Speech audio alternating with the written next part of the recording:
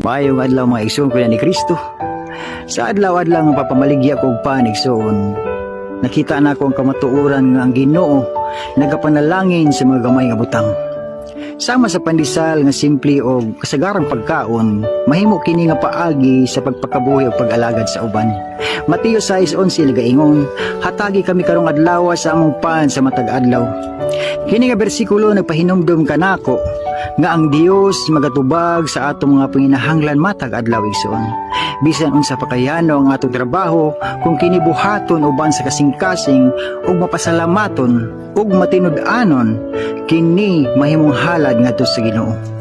Ang pagpamaligya og pandisal dili lang pagpanginabuhi igsoon, apan usa ka paagi sa pagpakita sa gugma, pagka mapainobsanon ug pagsalig sa Dios nga siya magatubag sa tanan nato nga kinahanglan.